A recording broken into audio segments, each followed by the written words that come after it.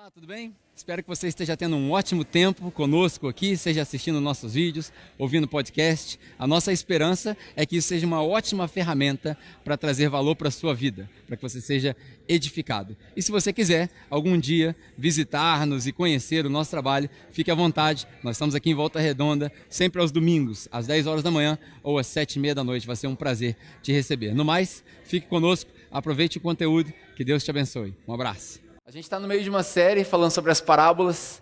Eu fiquei muito feliz de poder acompanhar as últimas 2 semanas. Eu fiquei fora, mas acompanhei o resultado dos cultos nos lares. Quem participou aqui dos cultos nos lares? Levanta a mão só para ter uma ideia. Bom, a maioria de vocês, isso é bom. A parábola que vocês trataram no culto nos lares, eu vou pregar de novo, porque eu acho que tem bastante coisa para a gente falar sobre ela. Então, se você tiver sua Bíblia contigo, você pode abrir aí Lucas capítulo 12. É o que nós vamos falar hoje. Lucas capítulo 12. Na semana passada, a Regilane pregou uma mensagem sobre a parábola do casamento, né, das virgens e por aí vai. Eu tive a oportunidade de ouvir, foi muito bom. Se você não teve, as mensagens agora não só estão no YouTube, mas também estão no Spotify. Então, se você quiser ouvir durante a semana, é só achar lá o nosso podcast, chama Podcast a Capela. A gente tem uma brincadeira para tudo com o nome, né? Podcast a capela, você pode colocar lá, todas as mensagens estão lá. Foi uma mensagem muito boa, falou sobre o cuidado e o zelo e a preparação que a gente deve ter para a vinda de Jesus. E aí, como a gente ressaltou no começo dessa série, as parábolas elas tratam de 3 coisas, tanto da vinda do reino, do início do reino, do estabelecimento do reino e do fim do reino. Do fim que a gente diz para nós, mas a plenitude do reino. Então elas tratam do princípio, do estabelecimento e da plenitude do reino. No domingo passado vocês trataram sobre a plenitude do reino, na eternidade, como vai ser o casamento, o encontro, enfim, te encorajo a ouvir. Hoje nós vamos usar uma parábola que fala sobre o estabelecimento do reino, o reino aqui no nosso meio. E eu vou falar de uma parábola que provavelmente é a parábola que mais incomoda as pessoas. É a parábola que vocês trataram na semana retrasada e é o assunto que mais incomoda as pessoas na igreja. E coincidentemente, esse capítulo de Lucas, capítulo 12, esse capítulo é o capítulo que mais fala sobre esse assunto. Fala sobre dinheiro. Então hoje eu quero falar nessa parábola sobre o assunto dinheiro, posses, bens materiais e por aí vai. Essa parábola é a parábola do rico insensato. Para você ter uma ideia um pouquinho de contexto dessa parábola, alguns dizem que o Sermão do Monte, o sermão mais famoso de Jesus, ele não foi pregado uma vez, mas ele foi repetido várias vezes, vários sermões repetidos. E aí Lucas, como foi o último a escrever o Evangelho, obviamente sem contar João, ele foi pegando essas pesquisas e essas entrevistas com outras pessoas, e ele compilou o Sermão da Montanha, ou o Sermão do Monte, que na verdade não foi no monte, foi no pé do monte, mas isso aí é outro detalhe. Ele compilou aquilo para poder escrever esses capítulos, Lucas capítulo 11, 12, 13 e por aí vai. É a mesma coisa que Mateus capítulo 5, 6 e 7. Só que Mateus parece que está numa ordem cronológica, como se Jesus tivesse pregado daquele jeito, naquela ordem. Já Lucas tem várias menções. E se a gente for usar só o texto de Lucas, me parece que Jesus estava numa trajetória, e aí ele conversa com vários fariseus, e ele acusa vários fariseus de muitas coisas. Então o clima é bem pesado nessa parábola. O clima ali é Jesus falando: ai de vocês fariseus, porque vocês fecham a porta para aqueles que querem entrar. Ai de vocês fariseus, porque vocês fazem uma coisa que não é importante e esquecem de fazer o que é mais importante. Ai de vocês fariseus, quando chegar a hora. E aí ele repreende os fariseus. E aí depois de falar isso, ele vira para aqueles que não são fariseus, vamos colocar nós, e fala para nós assim: ó, vocês tomam cuidado com os fariseus, vocês tomam cuidado com o jeito de viver dos fariseus, vocês tomam cuidado com o fermento do fariseu. E eu lembro que na primeira parábola, eu dei o exemplo para vocês que o fermento naquele caso era bom, que faz crescer o bolo, mas nesse caso, o fermento dos fariseus é aquilo que adiciona na graça, ou seja, Jesus mais alguma coisa. E aí Jesus adverte eles: tomam cuidado com os fariseus. E aí logo depois de advertir a multidão, ou aqueles que o seguiam, alguém no meio da multidão aparece e fala: Jesus, estou com um problema, resolve aí para mim. Que é a parábola que nós vamos ler agora. A parábola do rico insensato, do rico tolo, do rico idiota, do rico imbecil. Essa é a palavra que Jesus usa. Por isso que eu disse para você que é forte.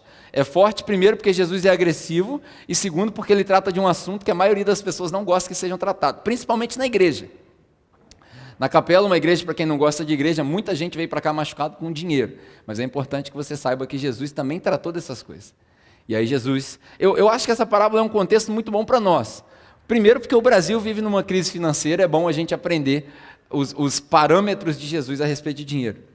Segundo, porque a igreja vive uma crise financeira, não só a nossa, a igreja no geral. Não está fácil para ninguém. Tem muita gente desempregada, então a gente precisa aprender como que Jesus usa dinheiro. E eu acho que para nós, como indivíduos, é muito importante que você aprenda a lidar com o seu dinheiro. Saber como investir o seu dinheiro, como economizar o seu dinheiro, como fazer poupança, como descobrir aonde é a linha de economizar e fazer poupança e ser generoso. Descobrir o equilíbrio, descobrir como você gerenciar as coisas na sua casa. Como que você contribui com a igreja se está devendo alguma conta e o que você faz primeiro? Tudo isso é importante, você ter saúde financeira nesse meio. Então hoje eu vou falar sobre isso. E aí talvez você fale assim, essa parábola aí não é para mim. Eu não sou rico. Mas note que essa parábola, eu vejo assim, as pessoas falam, eu não sou rico, essa parábola não é para mim. Depois que eu pregar, eu tenho certeza que durante a semana alguém vai ver um comentário no YouTube, ou alguém vai me mandar uma mensagem no WhatsApp e falar, essa mensagem não é para mim, porque eu não sou rico. Diz a pessoa que manda uma mensagem no iPhone de R$1.000, né? Mas, enfim, as pessoas não percebem o quão rico nós somos. A gente acha que rico é só quem tem demais. Mas a gente não para pensar que nós pertencemos a uma classe muito pequena. Talvez 5% do mundo inteiro tenha o que a gente tem. Casa para dormir, cama para deitar, comida para comer. A gente é tão rico que a gente joga a comida fora. Já parou para pensar nisso? A gente acaba o almoço, sobrou comida no prato, a gente arrasta um pouquinho de comida para o lixo. Pra você ter uma ideia, ontem eu limpei a caixa... Eu não, né? Meu sogro, porque eu não faço essas coisas. Mas ontem a caixa de gordura da minha casa entupiu. Aí meu sogro estava lá, eu falei, já que você está aí, né? Já trabalhei tanto para conquistar sua filha, então agora você paga de volta. Aí ele foi lá limpar a caixa de gordura. Ele faz com o maior prazer. Meu sogro é uma bênção. Tudo que tem que fazer lá em casa, é por isso que eu sou inútil assim. Por isso que eu não troco chuveiro. Ele faz tudo. Então, ele foi lá e limpou a caixa de gordura.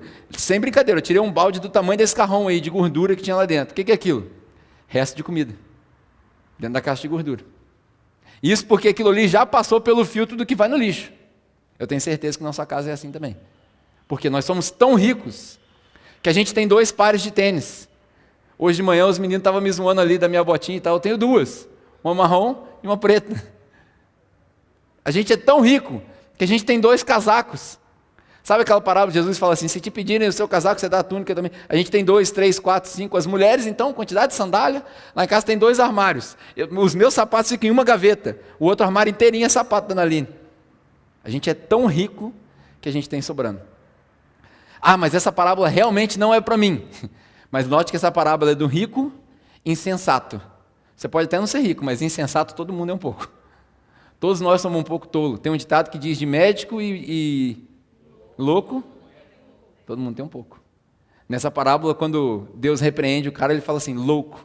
Então você pode não ser rico, mas louco todo mundo é um pouco. Então essa parábola é para você. Eu tenho certeza que esses princípios se aplicam para você. Então nós vamos ler aí Lucas, capítulo 12, do versículo... Deixa eu ver de onde a gente vai ler. Do versículo 13, se eu não me engano. Isso. Lucas, capítulo 12, versículo 13. Diz o seguinte...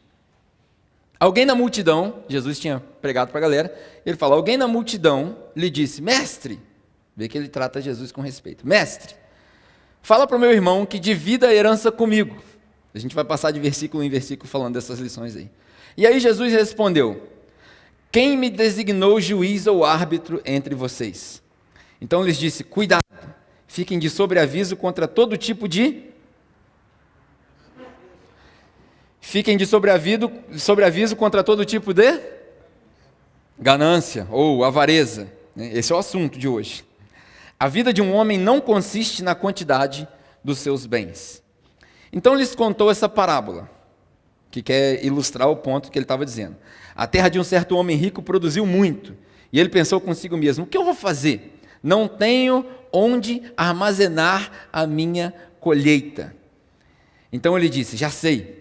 Vou derrubar os meus celeiros e construir outros maiores, e ali guardarei toda a minha safra e todos os meus bens. E direi a mim mesmo, você tem grande quantidade de bens, armazenados para muitos anos. Descanse, coma, beba e se alegre. Contudo, Deus lhe disse: insensato, essa mesma noite a sua vida será exigida. Então quem ficará com o que você preparou? Assim também acontece com quem guarda para si riquezas, mas não é rico para com Deus. Essa é a parábola que nós vamos falar hoje. Quem é o rico insensato? O rico insensato somos eu e você. Já vou começar logo assim. Essa parábola, o rico insensato somos eu e você.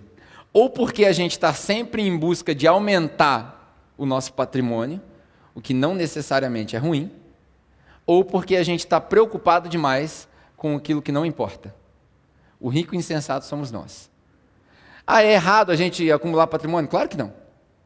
Claro que não. Você vai entender ao longo dessa mensagem. Mas o rico insensato somos nós porque ou nós estamos preocupados demais em aumentar o nosso patrimônio, ou porque a gente está preocupado demais com aquilo que não devia se preocupar. Algumas coisas que a gente consegue entender logo no princípio dessa parábola. No versículo 13, o cara chama Jesus de mestre, ou seja, ele pode estar sendo...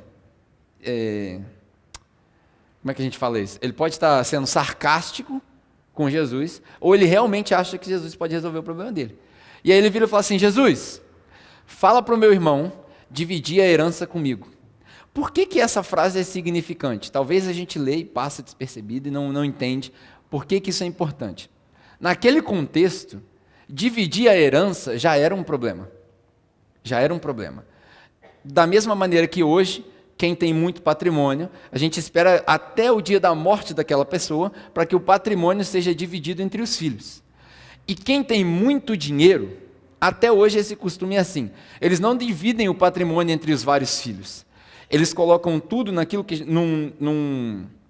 Em inglês a gente chama de trust, eu não sei como é que chama isso em português. Mas eles colocam tudo aquilo em nome de um documento da família e todo... Como é que chama? Espólio. Eles colocam tudo num documento que chama espólio e todos os patrimônios ficam concentrados ali para que a família usufrua ao longo das gerações. Por quê? Se dividir o patrimônio, ele dilui. Ele diminui o valor. Naquela cultura, que era muito diferente de hoje, que não tinha banco, que não tinha juros, que não tinha essas coisas tudo, só tinha agiota para cobrar juros, dividir o patrimônio já era uma afronta. Aí você vai lembrar, em breve a gente vai tratar aqui da parábola do filho pródigo. Você vai lembrar que o ponto principal da raiva do irmão que ficou foi a irresponsabilidade do irmão que pediu a herança. Você lembra disso?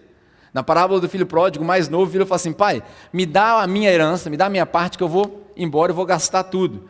Quando ele volta, que o pai recebe ele, porque o pai nunca deixa de amar o filho independente do erro que você comete, começa aí uma boa lição já para nós. Independente daquilo que você fizer, independente do erro que você cometer, Deus nunca deixa de te amar. Se ele te entregou o amor dele, acabou. Ele nunca deixa de te amar. Mas o filho que ficou, que é uma analogia para os fariseus, ele fica com raiva e ele fala para o pai: esse seu filho aí irresponsável que gastou tudo. Então dividir a herança já era um problema ruim.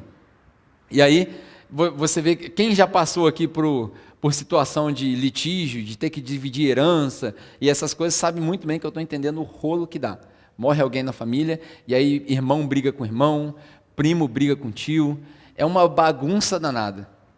Então, quando a gente não toma cuidado de fazer um inventário, por exemplo, em vida, pode ter certeza que vai dar rolo. E não era diferente aqui nesse caso. Eles já tinham essa cultura. E ele fala: divide a minha herança, fala para o meu irmão dividir a herança comigo. E aqui a gente tem duas lições. A primeira é a seguinte: a gente tem mania de pedir para Deus resolver aquilo que nós deveríamos resolver. Nesse caso aqui, olha que interessante, ele vira e fala assim: pede para o meu irmão dividir a herança comigo. Aí Jesus fala assim: quem falou para você que eu sou juiz dessas coisas? Da onde você tirou essa ideia? Por quê? Porque a gente tem mania de colocar na mão de Deus aquilo que só nós deveríamos resolver.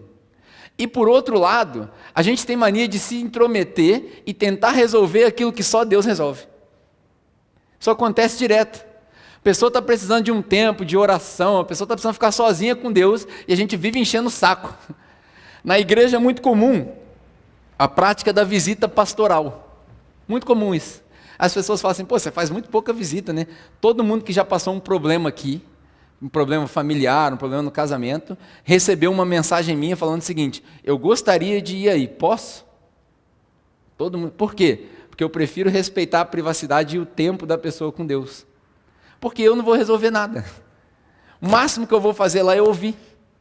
Eu não tenho a solução para todas as coisas. É basicamente aquilo que Jesus falou assim: quem foi que falou para você que eu sou o juiz dessas coisas? Marido brigou com a mulher, faz o quê? Chama o pastor. Para quê? Vocês não são adultos? Não? Vocês não sabem se resolver? Não é possível que Jesus falou isso, não é possível que no meio de vocês não consigam se resolver. Vocês conhecem a Bíblia, vocês conhecem a palavra, vocês têm relacionamento com Deus. O que eu vou fazer lá? O máximo que eu vou fazer é ouvir. A menos que a gente volte 2000 anos atrás e reestabeleçamos aqui o culto do Antigo Testamento, onde só o sacerdote tem acesso a Deus. Aí eu vou lá na sua casa, o que você faz? Você prepara um novilho, né, uma picanha nobre, e aí você oferece ela só para mim. Porque você não pode comer da picanha nobre nem da gordura. Você come só o resto. Só a carne bem passada que ficou no altar lá. A gente não vai fazer isso. Porque não faz sentido. Porque o sacrifício de bois e novilhos já não agrada mais a Deus. Então não faz sentido isso. Por quê? A gente se intromete e tenta resolver aquilo que só Deus resolve. E as coisas que só Deus resolve, a gente quer entrar no meio. Esse jovem passou por isso, a mesma coisa. Falou, Deus resolve aqui para mim. Mas não. E aí a gente tem mania de querer pedir para Deus fazer aquilo que só nós deveríamos fazer. Eu não consigo, eu não aguento mais meu chefe. Por exemplo, eu escuto muita gente falar isso. Não aguento mais meu chefe. Já pensou em pedir conta, amigo? Resolve o problema. Resolve o problema. Você não aguenta mais seu chefe? É uma questão de vida. Eu não posso pedir conta. Então, né? E vai trabalhar. E faça tudo o que você faz, seja comer, seja beber, seja trabalhar, como se você estivesse trabalhando para Deus. O seu chefe não é outro ser humano. O seu chefe é a representação de Deus para você. Por isso que Paulo escreve para os escravos, que estavam numa situação muito pior do que você.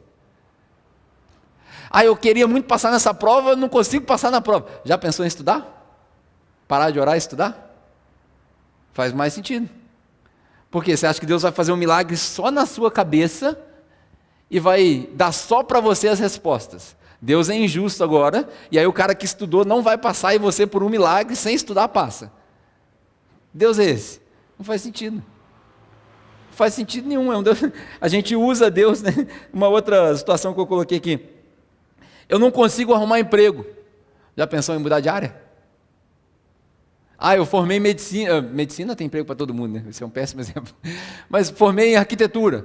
Já pensou em trabalhar no shopping? Emprego tem, sobrando. Toda semana eu recebo comunicação no WhatsApp de empresa contratando gente. Toda semana. Não tem emprego? Sabe fazer brigadeiro? Faz sim. Se você não sabe fazer brigadeiro, eu vou te ensinar. Uma lata de leite condensado, 4 colheres de Nescau, mexe na panela, tirou, enrola com a maisena na mão, põe eles numa forma, vai lá na Vila Shopping 33, tem 15 andares. Você sobe no primeiro, vai descendo, sobe lá no 15º, vai descendo. Passa de porta em porta, brigadeiro custa 30 centavos para fazer, você pode vender por R$2. R$1,70 de lucro. Estou dando aqui sessão de coaching aqui para você, entendeu? Estou sem dinheiro. Brigadeiro, palha italiana. Tudo isso, fácil. É porque as pessoas não querem trabalhar. Aí fica de joelho no quarto, Deus, dá uma solução. Solução chama leite condensado e Nescau, filho. Só trabalhar. Porque a gente tem mania de pedir para Deus fazer aquilo que só nós podemos fazer. O cara chega para Jesus e fala, Jesus, resolve minha situação aqui. Aí Jesus fala assim, eu? Quem foi que falou para vocês? Quantas vezes eu, Pedro, não estou apontando dedo para você não, quantas vezes eu já afirmei um negócio categoricamente, falei, é assim, aí alguém chegou para mim e falou assim, quem te falou isso? Por quê? Porque eu tinha tirado uma conclusão sozinho, eu me achava a última vez eu falei o último pacote do biscoito, então vamos mudar agora, me achava o último biscoito do pacote, sabia de tudo, é assim, aí o cara chegou para mim, quem te falou? Me quebrou no meio. Várias vezes. Certa vez eu estava numa rádio, aí eu falei um negócio, aí eu já tinha aprendido a lição, com o nosso grande amigo Michelin, sempre tem a fonte preparada.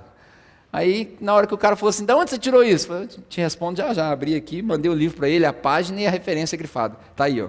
O cara, caiu o queixo do cara. vou te contar uma história. Eu lembro uma vez eu fui numa conferência dessas aí eu estava o cara que estava fazendo a conferência era meu amigo. Eu não fui convidado para pregar nem nada, mas eu estava lá, o cara era meu amigo. E aí, nessas conferências que rodam o dia inteiro, né, começa de manhã e tem almoço e tal, eles têm um espaço onde a gente fica ali descansando, relaxando e por aí vai. Dependendo da conferência que você for, tem até sala de massagem. Essa não tinha sala de massagem. E aí eu estava lá na salinha, de manhã o cara pregou uma mensagem, não vou falar o nome dele porque não vale a pena, mas o cara pregou uma mensagem e a mensagem inteirinha dele foi o seguinte: o reino de Deus tem que ser tomado à força. Porque está escrito, Mateus capítulo 11, o reino de Deus é tomado à força. Eu ouvi aquele negócio, bateu no meu ouvido igual nota desafinada. Eu falei, tem coisa aí. Esse menino não sabe o que ele está falando. Fiquei quietinho. Força, força, força, a mensagem inteira. E a galera, glória a Deus, levantava a mão, fez o apelo, todo mundo queria fazer força, foi. Eu falei, eu quero fazer força não, filho. Eu vou ficar aqui quietinho no meu lugar. E aí acabou, na hora do almoço, entrei lá na sala. Falei, Deus, prepara uma situação aí que eu vou entrar de voadora no peito dele agora. Eu não sou convidado mesmo, então vamos ver. Sei que a galera conversando, 3, 4 aqui, um bolinho, de repente saiu o bolinho. Falei, agora, vou pegar esse menino novo, não vou humilhar ele na frente dos outros, né? Vou pegar ele sozinho. Falei, menino, deixa eu te fazer uma pergunta. Você pegou uma mensagem, achei interessante sua mensagem, cara. Fantástico. Aprendi tanta coisa, você não tem noção. Mas um negócio que você me falou, não bateu. Você falou que o reino de Deus ganha uma força. É isso mesmo? Ele falou, toda confiança. Aí eu fiz a pergunta clássica para ele, de onde você tirou isso, cara? Ele falou, tá na Bíblia, pô. Você tem como me mostrar, cara? Eu queria ver. Aí ele foi lá e abriu com todo orgulho, lá, Mateus capítulo 11. Lê aqui, pá. O reino de Deus. Eu falei, vamos fazer uma aulinha de português aqui antes da galera voltar? Lê a frase inteira. Aí estava escrito lá, dos tempos de João Batista até agora, o reino de Deus foi, no passado, tomado à força. Aí eu falei para ele assim, eu não sei se você fez aula de redação para passar em vestibular ou não, então, mas tem um negócio aqui que chama interpretação de texto. Está implícito nesse texto aqui que a força para aqui. Daqui para frente, Jesus já ganhou o reino, já acabou. Você entendeu? E como assim? Eu falei, agora vamos ler o texto inteiro, vai até o final, até o próximo capítulo, porque a gente tem mania de separar versículo na Bíblia, a Bíblia não tem versículo. Vai até o final da conclusão da parada. Quando ele acabou de ler, ele falou assim, caraca, mano, preguei a mensagem toda errada. Falei, não é verdade? Aí ele virou para mim e falou assim, rapaz, a galera veio tudo na frente. Falei, né, qual o problema? Aí eu peguei e abri Tiago capítulo 3 para ele e falei assim, cuidado vocês que querem se tornar mestre, que vai ser cobrado de vocês. Falei para ele assim, hoje você deu sorte, quem cobrou fui eu. No dia que for Deus que te cobrar, tu está lascado. Ele deu um passinho para trás, falei, daqui para frente, pesquisa melhor na hora de você pregar. Saí, falei, agora botei meu depósito no menino. Para que eu fiz isso? Não precisei falar na frente dos outros. Não é questão de saber mais, saber menos. A questão é o seguinte, quantas vezes a gente diz que as coisas são assim, é assim, e aí a gente não para se questionar. Por quê? A gente presume que as coisas são verdades porque a gente não tem a informação correta. É muito comum a gente falar assim, isso daqui eu aprendi assim, é assim, porque a gente não tem a informação correta. E a gente não questiona. A gente precisa aprender a pensar. E pensar começa com questionar. Quem aqui já ouviu a frase, penso, logo existo? Quem aqui já ouviu essa frase? Frase famosa de um filósofo. Só que essa frase não é isso. Mais um aprendizado para você. Essa frase não é penso, logo existo. Essa frase é eu questiono, portanto eu penso, logo existo. Quando Descartes escreveu essa frase, ele estava questionando algumas convicções dos filósofos da época. Então ele fala assim, primeiro eu questiono, aí eu penso, portanto eu existo. Todo pensamento crítico começa com questionamento. É por isso que eu falo aqui o tempo todo, não acredite no que eu falo. Na hora que eu acabar, você pesquisa na fonte e tire as suas próprias conclusões. Porque se você acreditar no que eu falo, você cai no mesmo erro. E aí Jesus, no versículo 15, Jesus fala assim, cuidado com toda forma de avareza ou ganância. Qual é o ponto dessa mensagem? Cuidado com toda forma de ganância. Se você tem Bíblia aí de papel ou celular na sua mão, abre aí Eclesiastes capítulo 5. Eu vou te mostrar um negócio interessante. Essa passagem de Lucas, ela tem tudo a ver com as reflexões da sabedoria. Quando Jesus fala de dinheiro, ele normalmente usa a sabedoria judaica para poder instruir as pessoas. Eclesiastes capítulo 5, versículo 10. Eclesiastes capítulo 5, versículo 10. Fala assim, ó: quem ama o dinheiro jamais terá o suficiente. Quem ama as riquezas jamais ficará satisfeito com os seus rendimentos. Isso também não faz sentido. Quando aumentam os bens, também aumentam os que consomem. E que benefício trazem os bens a quem os possui, se não dar um pouco de alegria aos seus olhos? O sono do trabalhador é ameno, quer coma pouco, quer coma muito, mas a fartura de um homem rico não lhe dá tranquilidade para dormir. Desde muito antigamente, sabedoria aqui de Salomão, no livro de Eclesiastes, ele chama atenção para dizer: quem busca muito dinheiro nunca vai ter paz. Tome cuidado com toda forma de ganância, toda forma de avareza. Existe um provérbio antigo que diz que ganância é igual à água do mar. Quanto mais você bebe, mais você quer. Ganância é igual à água do mar. Quanto mais você bebe, mais você quer. E aí o problema é que a água do mar é o seguinte: você bebe mais, você se enche de água e morre desidratado. Como é que pode? Você enche de água e morre desidratado. Isso é a ganância. Isso é o dinheiro. É por isso que, quando a gente lê o irmão de Jesus falando, a raiz de todos os males é o amor ao dinheiro. É a raiz de todos os males. Não é o dinheiro em si. Não tem problema você ter dinheiro. O problema é o amor ao dinheiro. E aqui Jesus está falando literalmente da ganância, o ensinamento dessa mensagem de hoje. Ganância. A vida de um homem não consiste no acúmulo dos seus bens. Está aí, versículo 15. A vida de um homem não consiste no acúmulo dos seus bens. Ah, se eu tivesse ouvido essa mensagem quando eu era mais novo. Ah, se eu tivesse ouvido essa mensagem quando eu era jovem.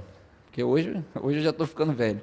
Mas aos jovens que estão começando a vida, começando carreira, a vida de um homem não consiste nos bens materiais. Você pode achar que é legal, você pode correr atrás das coisas, mas a sua vida não consiste nos seus bens materiais.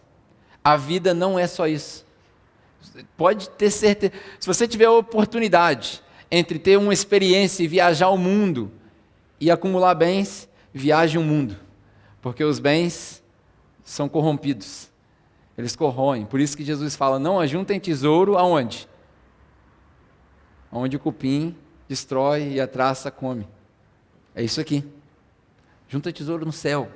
Porque lá o ladrão não rouba, o cupim não come, traça não destrói. Não adianta. Eu vou reforçar isso ao máximo para você. Bens materiais não é o que se resume à sua vida. Ah, mas eu preciso comprar isso. Não precisa.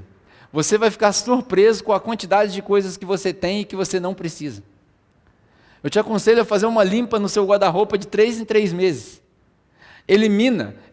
Eu passei o costume agora, eu só tenho camisa preta e branca. Só camisa preta e branca. Eu tenho 5 camisas pretas. As pessoas acham que eu ando com a mesma roupa todo dia. Às vezes eu repito, porque estou com preguiça. Mas eu só tenho camisa preta e branca. Para quê? Primeiro, não dá trabalho na hora de sair. Preto básico, né? Vestiu, acabou. Não tem trabalho na hora de sair. Segundo, que eu não tenho que ficar escolhendo. Camisa preta e branca. Te aconselho a fazer uma limpa no seu... O que você realmente precisa? Ah, mas as pessoas vão olhar para mim e vão ver que eu estou vestindo a mesma roupa. A opinião das pessoas é tão importante assim para você? Quanto vale o dinheiro que você vai gastar e o recurso que você vai gastar para impressionar as pessoas? Eu tenho um ditado que diz que a gente vive na cultura do cartão de crédito. O que é o cartão de crédito? É usar o dinheiro que você não tem para comprar aquilo que você não precisa para impressionar as pessoas que você não gosta. Esse é o cartão de crédito. Você usa o dinheiro que você não tem para comprar coisa que você não precisa para impressionar as pessoas que você nem gosta. Porque as pessoas que você gosta não precisam se impressionar com as roupas que você veste, com o carro que você tem, com a televisão que tem na sua casa, com o sofá que tem na sua casa. Se a pessoa gosta de você mesmo, ela vem na sua casa e ela senta no chão. Estou dizendo que você tem que viver no chão? Claro que não. Não é isso que eu estou querendo dizer. Eu estou querendo dizer que não vale a pena a gente perseguir isso tudo de coisas materiais. E aí Jesus, versículo 16, fala assim, ó: A terra de um homem rico, ele começa a parábola. A terra de um homem rico produziu muito fruto. Isso aqui uma breve menção para você entender que Jesus não tem problema com riqueza. Aqui ele está dando o exemplo de um cara rico. O cara já era rico. E aí produziu mais. E aí ele tem um bom problema. Ele faz uma pergunta para ele mesmo. Ele se pergunta, o que eu vou fazer com tanta riqueza? Aqui você já começa a notar que o problema do dinheiro é um problema que é egocêntrico. Ele se pergunta a mesma coisa. Esse texto aqui, se você parar para contar, se eu não me engano, tem 8 eus e 9 mim. Nesse pequeno texto. O que eu vou fazer com aquilo que é meu? Onde é que eu vou guardar? Como que eu vou gerenciar? Como que eu vou construir? Você já começa a notar o individualismo nesse texto aqui. E aí no versículo 17, ele faz um questionamento. Eu estou tão bem sucedido que eu não sei onde guardar as minhas coisas. Não sei onde guardar os meus bens. Como é que eu faço com essas coisas? Um problema fantástico. Todos nós gostaríamos de ter esse problema, certo? Tem 3 carros, mas só tem garagem para 2. Como é que eu faço para guardar meu 3º carro? Aí ele tem uma ideia mirabolante, né? Vou destruir tudo que eu tenho para construir celeiros ainda maiores. Que é uma estratégia interessante. Olha o risco que ele vai correr. Eu vou destruir tudo, a gente vai chegar lá. Mas ele se faz essa pergunta: como que eu vou acumular? Esse cara, ele tem o dom de gerar riqueza. Ele gerou tanta coisa que não cabe mais no estoque dele. Eu tenho o mesmo problema que esse cara. Não sei você, mas eu tenho esse problema também. Só que ele gera riqueza, eu gero boleto. O tempo todo eu ando lá em casa, eu tropeço em boleto. Eu vou andando falando, onde é que eu vou guardar tanto boleto, cara? Porque eu não sei como que eu faço com esses boletos. TIM, Vivo, e por aí vai. Dá um descanso aí.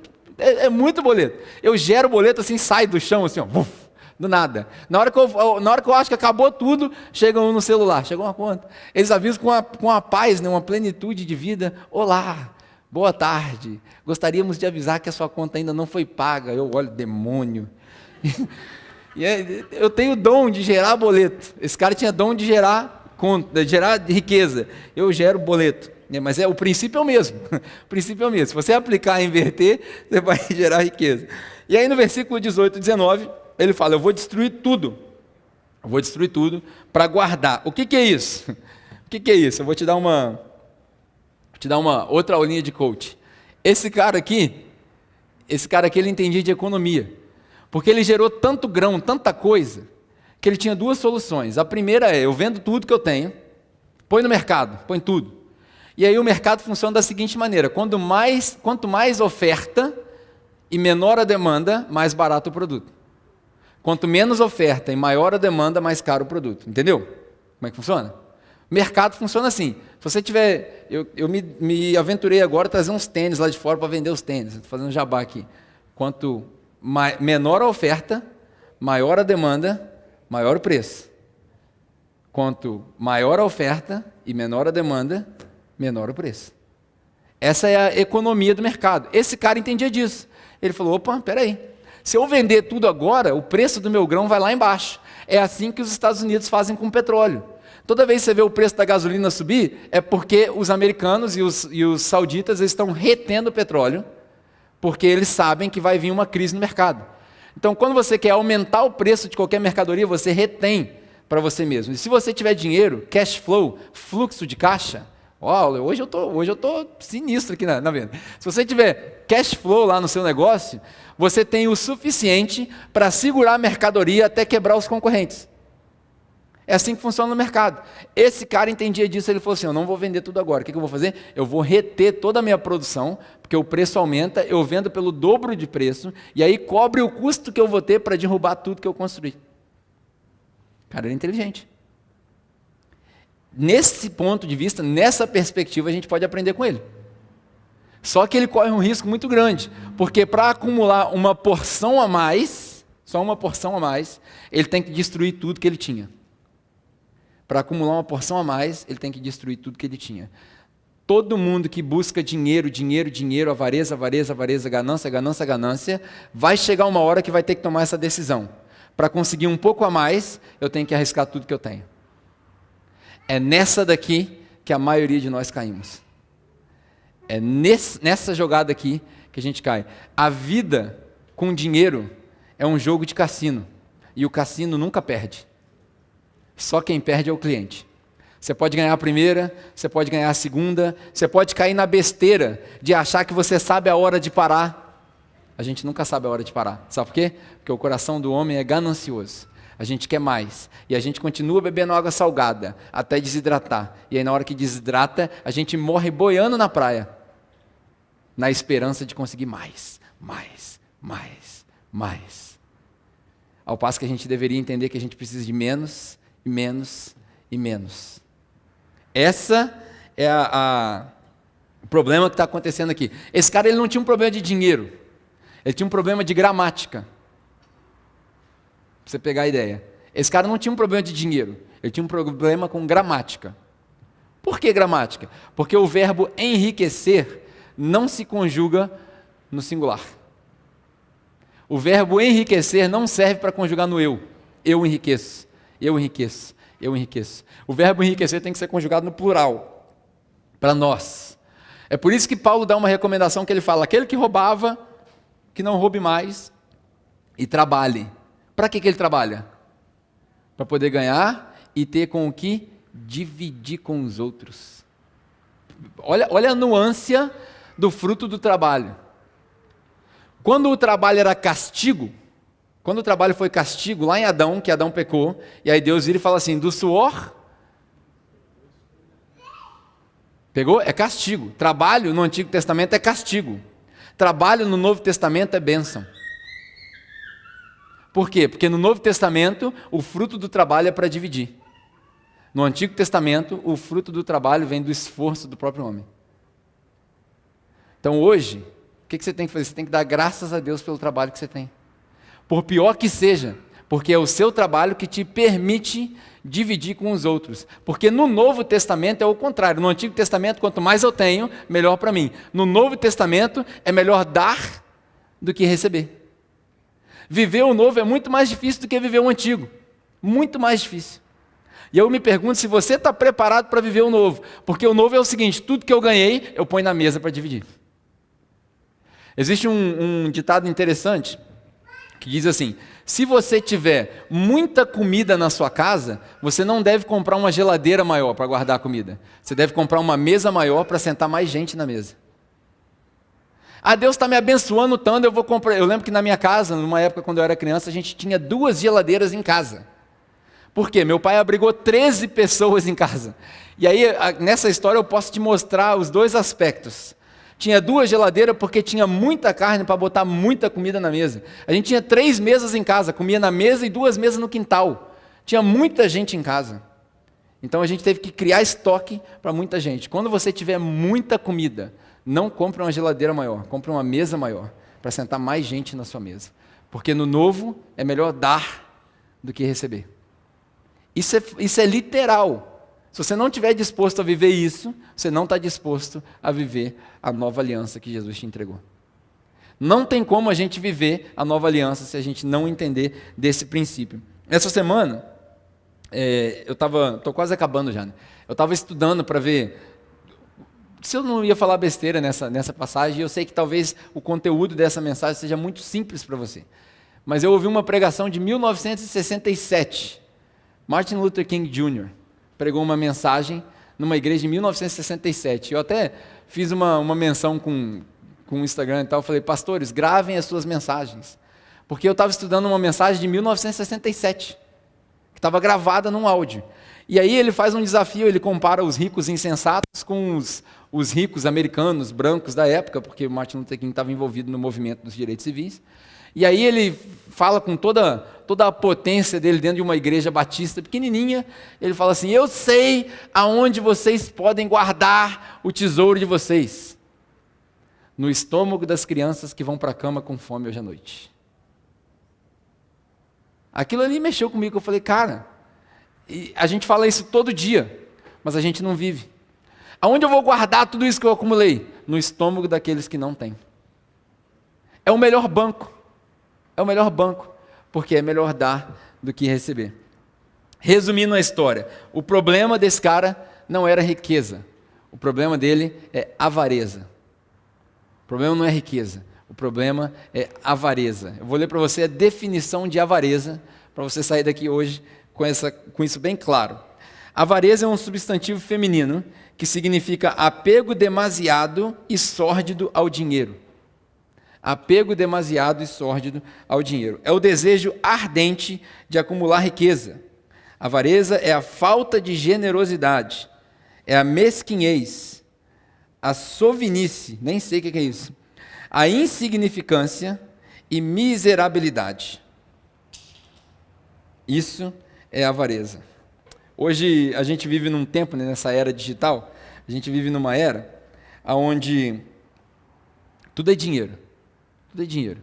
Eu acompanho muitas coisas de internet, tal, o Instagram está na moda agora, e aí o sinônimo de sucesso é dinheiro. É engraçado que se você perguntar para um monge tibetano o que é sucesso, você não vai nem ouvir a palavra dinheiro. Você não vai ouvir. Mas na nossa sociedade, sucesso quer dizer dinheiro. Aquele cara é bem sucedido. Por quê? Porque ele tem muito dinheiro. E o cara que tem uma família que não divorciou, não é bem sucedido? E o cara que criou seus filhos, bem criados, não é bem sucedido? E o cara que é feliz? Diferença entre sucesso e feliz. Duas coisas diferentes.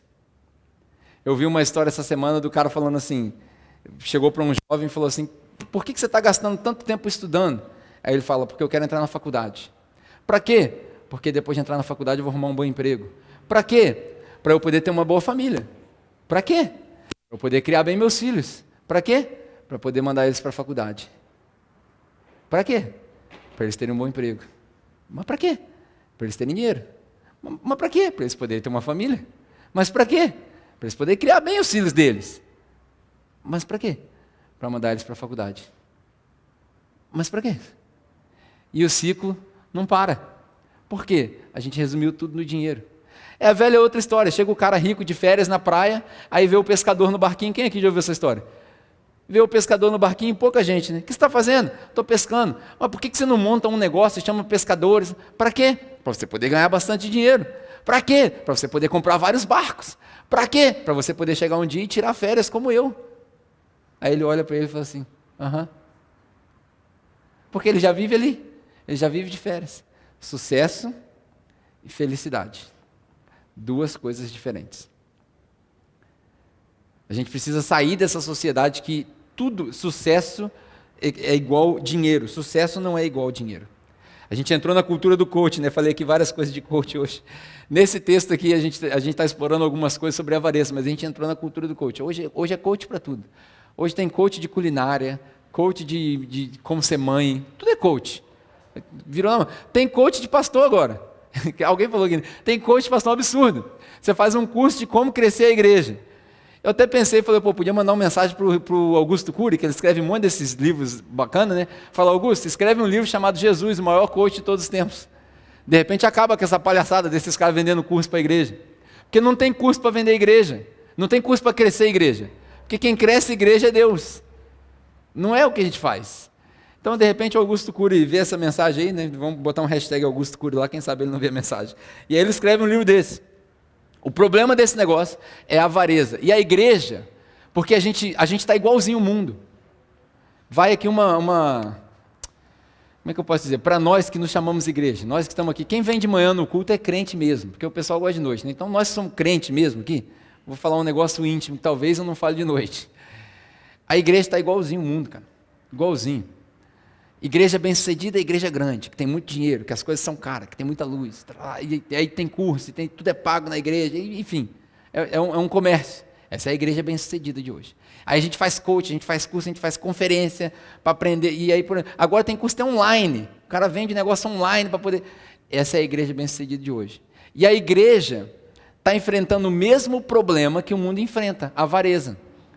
O maior problema das igrejas, que pelo menos as que eu consigo conversar, que eu conheço os pastores, o maior problema das igrejas é avareza. O problema das igrejas não é crescimento espiritual, porque crescimento espiritual não é responsabilidade do seu pastor nem da sua igreja. Crescimento espiritual é responsabilidade sua. É você que cresce no seu relacionamento com Deus. Eu não posso fazer nada para aumentar o seu relacionamento com Deus. Eu não sou o seu fermento. O fermento é o próprio Jesus, é o reino de Deus como o fermento que cresce o bolo. Então eu não posso fazer nada para aumentar o seu relacionamento com Deus. Você tem que se virar sozinho.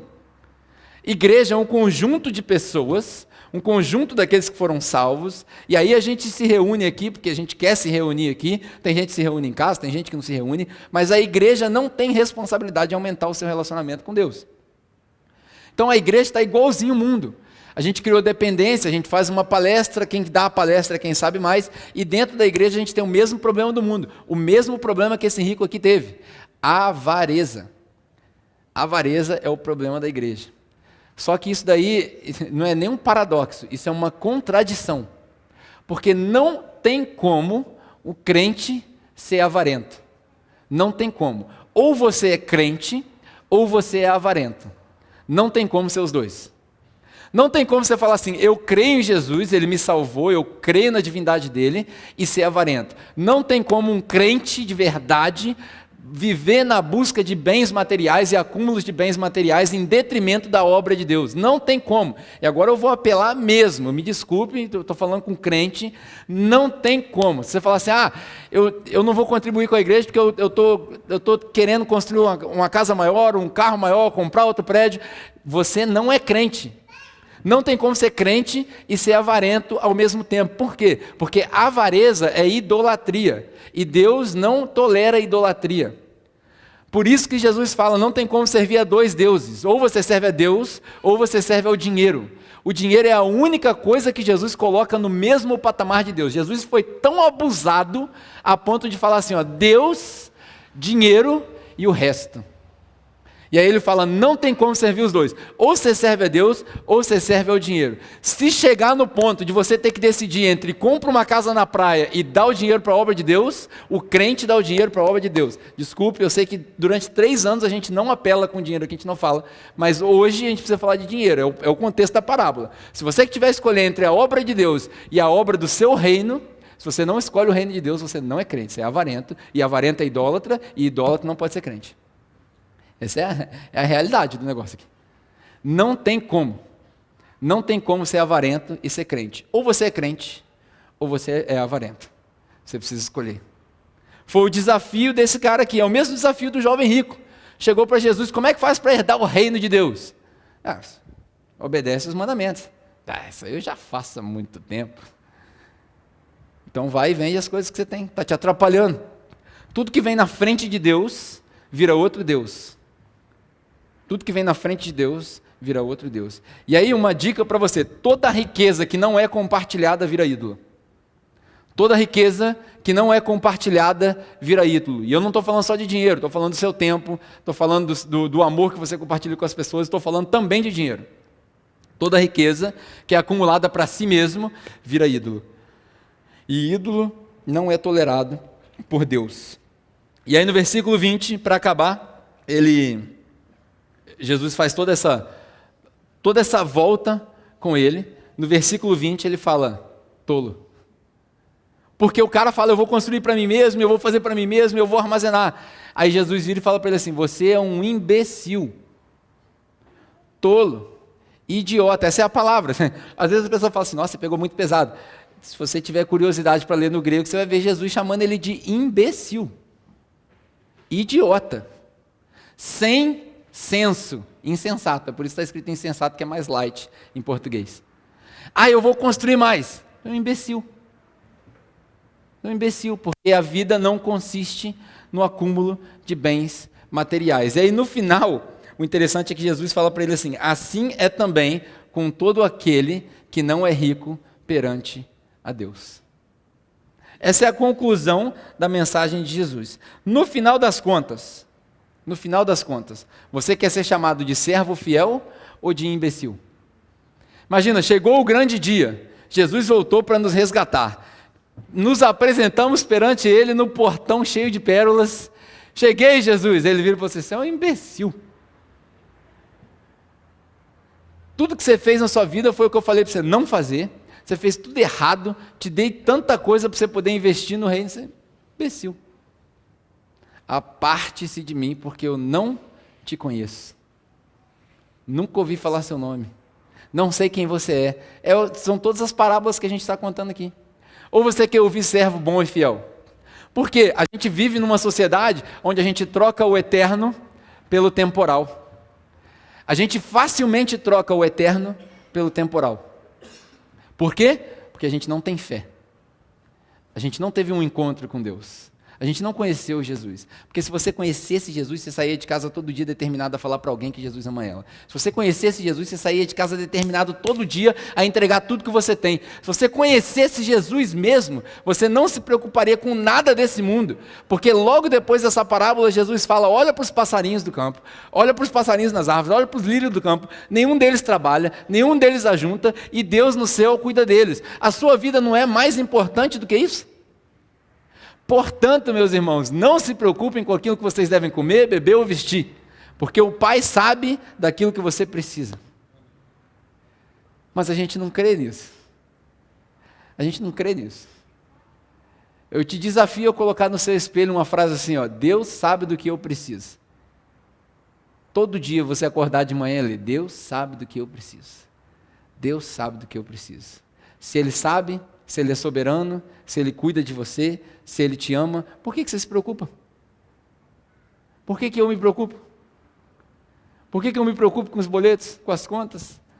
Não vai pedir para Deus arcar com a sua irresponsabilidade também, que isso não é certo. Mas a gente não precisa se preocupar. A gente não precisa viver uma vida de preocupação. E aí Jesus fala para ele o seguinte, você é um tolo, porque hoje vai ser requerido de você aquilo que o dinheiro não pode comprar. Quantos de nós não conhecemos histórias de pessoas milionárias, que na hora que uma doença acomete a pessoa, não tem dinheiro que pague? Esses dias eu conheci uma pessoa que era muito bem de vida, 2 casas, 3 carros, a filha pequenininha, com 1 ano e pouco, apareceu um tumor, precisou fazer um tratamento. Vendeu todas as casas, vendeu todos os carros, hoje mora de aluguel. Pergunta para ela se ela voltaria atrás e não venderia. Você vende tudo. Você vende tudo, você mora na rua, você tira a roupa, você anda pelado. Por quê? Porque aquilo que o dinheiro não compra é aquilo que Jesus quer te dar. E a gente troca o que Jesus quer me dar por aquilo que eu posso comprar. Essa é a vida da igreja. Por quê? A gente tem crentes avarentos dentro da igreja. Todo avarento, para a gente terminar, vai uma lição aqui. Todo avarento, ele deixa no máximo uma herança para as próximas gerações. No máximo. Todo crente deixa sempre um legado. São 2 coisas diferentes, herança e legado. Herança é aquilo que você deixa para as pessoas, legado é aquilo que você deixa nas pessoas.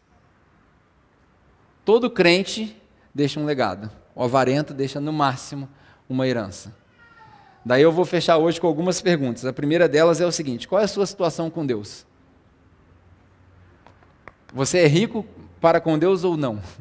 Como está o seu tesouro no céu? Para você refletir hoje mesmo. Quanto você conseguiu comprar no céu já? Eu não estou falando de comprar terreno, igual antigamente a gente tinha, não. Quanto você conseguiu receber de Deus e entregar na terra? Qual é a sua situação com Deus? Segunda pergunta. Você vai deixar herança ou legado? Quanto você está se derramando na vida das pessoas? Quanto de você tem dentro de outras pessoas hoje? Até onde foi a sua influência? Quando você morrer, quem vai sentir falta? Vai passar uma semana, enterrou, a vida continua. Quantas pessoas vão sentir falta? Quanta falta eles vão sentir de você? Quantas gerações vai durar o seu legado? Olha quantas igrejas a gente tem hoje construídas por irmãos batistas e presbiterianos, que entregaram a vida deles, saíram da Europa e dos Estados Unidos com tudo que tinham, chegaram aqui, todas as economias deles foram colocadas num terreno e num monte de tijolo, e que duram 100, 150 anos. Qual é o legado que você está deixando? Você é rico ou pobre para com Deus? E por último, a última coisa que a gente precisa lembrar hoje, a vida não é, a vida de um homem não consiste no acúmulo de bens materiais. Você deve se preocupar? Claro, você vai fazer suas finanças, vai fazer suas economias, vai aprender. Mas enquanto a gente não colocar o reino de Deus em primeiro lugar, nós não vamos ser crentes. Buscai, portanto, o reino de Deus e a sua justiça, e o resto vos será acrescentado. Enquanto o reino de Deus não for prioridade, você não se tornou crente. Você não experimentou salvação. Você não passou pelo que Zaqueu passou. Hoje chegou salvação nessa casa. Você não teve uma experiência com Deus. Talvez a sua experiência esteja presa na sua carteira. Talvez a sua experiência esteja presa na sua carteira. Eu sei que hoje, talvez, logo hoje que eu vim visitar a igreja, trouxe um visitante e tal, você falou dinheiro. Talvez a sua experiência esteja presa na sua carteira. Talvez você está servindo ao dinheiro e não a Deus, e Deus está falando assim, vamos render a carteira? E aí você vai experimentar aquilo que Deus tem para você. Não é o caso de todo mundo, talvez não seja o seu caso, talvez você esteja perfeito com Deus na sua vida, tranquilo. Mas talvez para você seja isso. Aonde eu estou priorizando? O que é a minha prioridade? Aonde eu coloco a maior parte? Olha no seu orçamento e vê para onde vai a maior parte do seu dinheiro, a maior parte do seu tempo, a maior parte dos seus recursos. Enquanto isso não for realidade, você não se tornou crente, porque não existe crente avarento. Ou você é crente, ou você é avarento. Amém?